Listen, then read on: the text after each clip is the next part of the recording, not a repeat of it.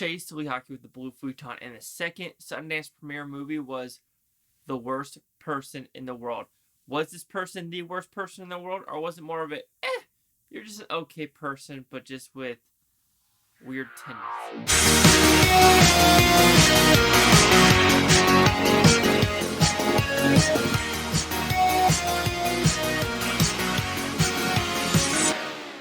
So, the worst person in the world, what's it about? Well, it's a very simple premise. It talks about a girl going through her late 20s, early 30s, and what she's going to do with life. And it is told in 12 chapters. Well, technically 13 chapters if you include the prologue, like the ending of the story. But that is a lot of chapters for a 2 hour and 7 minute movie. So, did I like this movie? I think it's a movie that will grow on you. When I finished watching the movie, did my first reaction, I was like, that's an okay movie. I don't see the hype for it, knowing it has like a 99% and 80% with the audience. Yeah, 80 critics. Sorry, you know what I mean. 99 critics, 80 audience, yada, yada, yada. But then thinking about it, you go, okay, I understand the themes of the movies a little bit more. And this is one where you want to sit on before you actually give a full review. And I'm kind of glad I did. It is better than I thought from, 12 hours ago. But I still think it's a little overrated by the critics. So with that, let's go with the negatives. There is a pacing issue with this movie. Some of the chapters are, no joke, like 5 to 7 minutes, while other chapters are 20 minutes. So you're kind of confused what you're trying to go with in those type of chapters. And there are too many chapters. I'm sorry. I understand what you're trying to do, but like there's a chapter called Cheating. Even though there really wasn't cheating involved and I was expecting it to happen, the chapter title was kind of a lie for what I was expecting for the future. If I had to give another negative, it's the character. I know she's supposed to be the worst person in the world. I guess the self-centeredness of her character, as well as not being decisive with life, which I think that's the overall theme of the movie, is be decisive, find something you want to do, and do it. Yes, you're in your 20s, you're in your 30s, you might not know what the world's going to hold with you, but you know what? If you keep going, maybe this, maybe this, maybe this, maybe this, maybe this, shit, you're going to be 45, and you're going to be like, well, shit, I'm alone, and I'm going to be alone forever now. And there is a good message with that at the end with one of the chapters and one of the characters. And now we're going to go into positives now because I've kind of transitioned to her character of being a negative to now transitioning to a positivity of one of the characters. It does make you think about life and what you should achieve. I saw some reviews or some critics or audience, I don't remember, saying, oh, it's a metaphor for COVID. I don't think people understand, like, this guy who's been directing, he's been doing, like, this is his third Oslo trilogy. And not everything's based around COVID. I'm sorry. This has been happening before COVID. It is a generational thing of people not knowing what they want to do in life. And then all of a sudden they're complaining about, stuff not handing out for free for them, what's happened in the past. And there's a lot of stuff in there about like a whole Me Too chapter of, you know what? You know how Me Tooing? Some girls like freaky shit. And it talks about the movie where a girl likes when the penis is soft because it makes her feel more aroused that she's the one getting it hard, and then stuff like that where making fun of, like I said, that whole topic of it's always the guy's fault or the guys, but girls are into that, so why can't girls like sex too? I mean, I understand that it's not slut shaming, and kind of like almost the Amazon commercial that kind of bothers me with the Medusa one where the guy's like, hey, what's up, and then she like freezes the dude because he was asking for it. I'm like, so a guy can't be like, give you good, like, hey, how's it going? Or just, he didn't even say anything in the commercial, but that's more of a thing we're talking about that. As well as one of the characters, like one of the love interests, like a 15-year difference, he did a comic, kind of like Fritz the Cat, if you want to put it that way.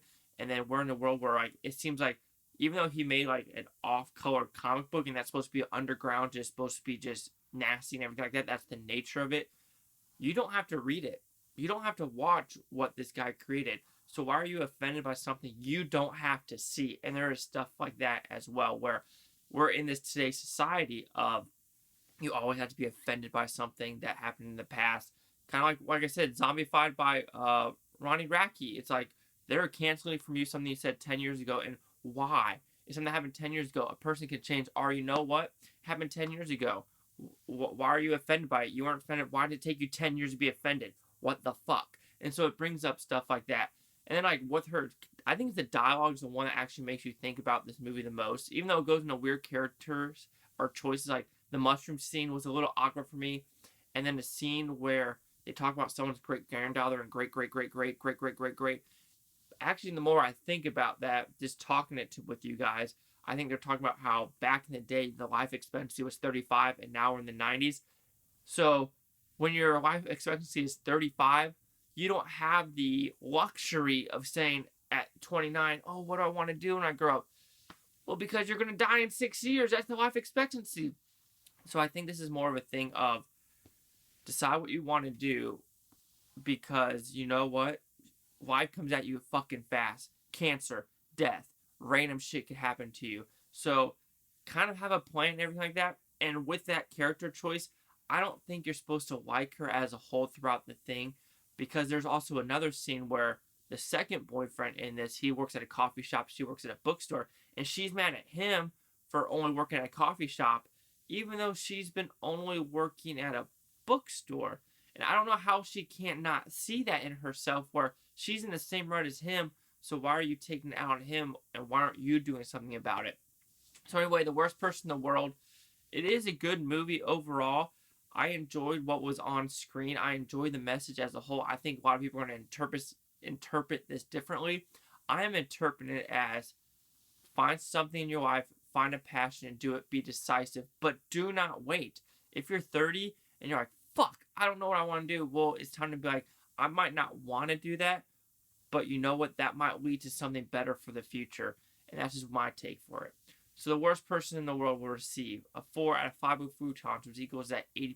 So see the critics' news scores gave this one. So like I said, 99% with the critics with 78 of them, and 80% with the audience with fewer than 50. Here's critic consensus. The worst person in the world continues Joachim Tyrer's Oslo trilogy with romantic comedy that delightfully subverts the gender's well-worn tropes. I mean, sure, with the critic consensus about the well-worn tropes, I'm not a romantic comedy person. Like, I don't have a lot of them, so I don't know the tropes they're really talking about. But overall, we have the 99s and the 80s. What do you agree with? Have you seen it? Chase like with the Blue Futon. Like, comment, subscribe. Let me know what you think about Blue Futon Utopia. You Blue Futonians, thanks for watching and have a great day. And it is interesting. I think the worst person in the world is a metaphor for where this world is going, because there's also an environmentalist character who's saying they don't want kids because we're overpopulated.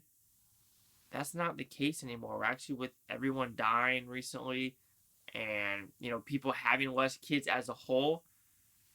And then, like, you have these people that are like, oh, we're losing water in Chile for avocados, and I hate hippies. I hate fucking hippies.